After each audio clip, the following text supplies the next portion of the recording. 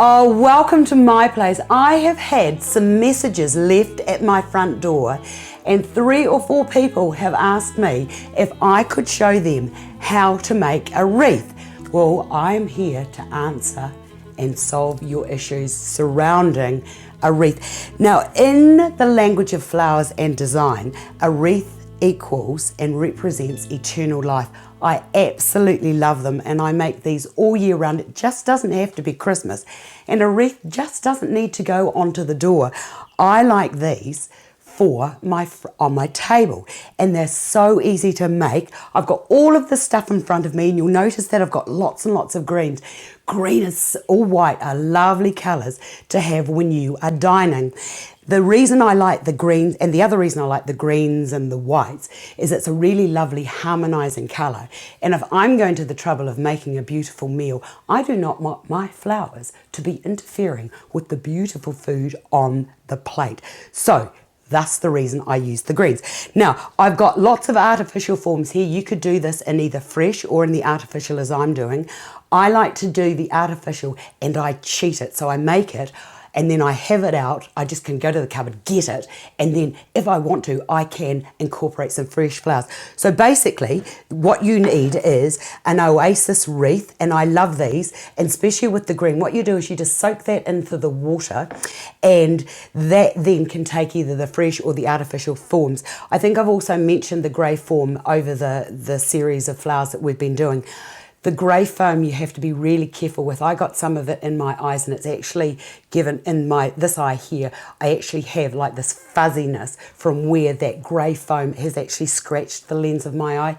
So if you are new to flowers, be very careful with that grey foam. Okay, so what I've done here is I've got a whole heap of some ivy, and I've got these little wee bits of wire here, and what I've done, is I've turned those over to actually form little clips. You could probably use hair clips if you wanted to, but the wire is easy for me. Now basically all I want to do is to cover the exterior or the top portion where all this foam is. I want to cover that because that has no artistic values whatsoever other than to be a medium in which to hold our flowers in. So push those into there. And the other thing about using the grey foam is that once it's wet, that means even though I'm using the artificial forms to demonstrate today, I can just keep that wet and moist, and I can just insert the fresh flowers into it as I need to. But we'll get to that in a little moment. So just make sure that that just surrounds the whole exterior of the wreath, and I've got a little bit there, so I'm going to put that into there. Now let's just talk about ivy for a minute. Ivy has movement and a life force all of its own. Do not try and play God and try and contain it, because it doesn't grow like that. So place it the way in which it grows.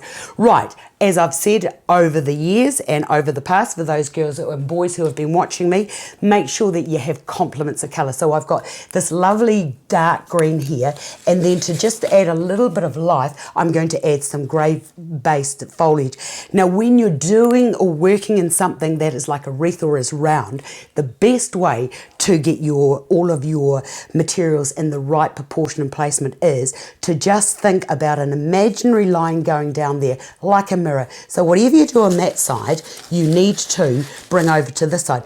Don't forget that we're using the ivy. It's got a life of its own. It's all moving all over the place. So try and get your movement and your placements not pristine, neat and tidy.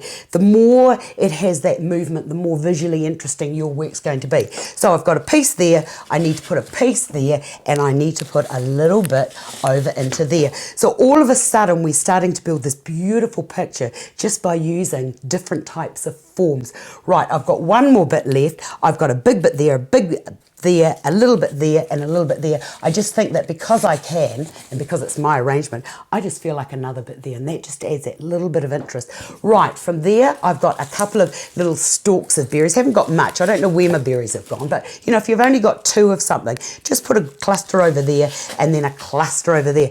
Now, if you wanted to put candles into this, you could do your candles now, but I actually don't like putting the candles into this type of arrangement anymore, especially when I'm using artificial forms, because we all know about plastics and a little candle, don't we? They can ignite just like that. So that's a little safety tip for you to remember. Right, I've got some roses here. And what have I got? I've got 1, 2, 3 sets. I've got 4 sets, right? No, I've got 3 sets. So I've got 3 buds and I've got 3 larger open ones. Now, when you've only got an uneven number and you've got a round arrangement, what the wee rule that I like to apply is I break my wreath into thirds. So, and by that what I mean is between that placement and that placement there, have equal portioning. From there, bring the other one around like a little triangle. Now, I'm putting those just slightly higher. Now with the bigger bud, I'm going to put those beside it. So with that, what I'll do is I'll just push that down into there so that you've got the variation of movement. The eye is the laziest appliance or thing on our body. And what you have to do is you, as the artist, create the movement so that the eye will see it and it goes into the back of the brain and it's going all over the place. Oh, like it's doing all these secret magic things.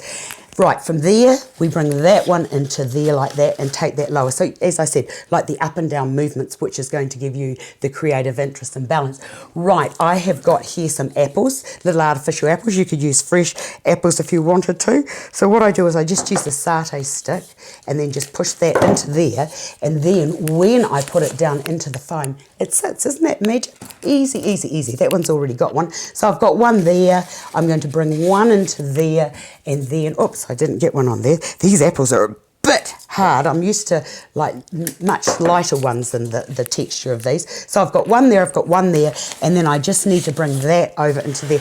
Look at that. Isn't it just lovely and delicious with the greens? Right, I've got a couple of limes, so I might just put that lime there, and because I've only got 2, I'll bring the other one into there. So I love it. Look, you've got that lovely green, and then you've got that dark green into there. And the other thing is that that beautiful green of that lime is actually picking up that lovely green of that leaf.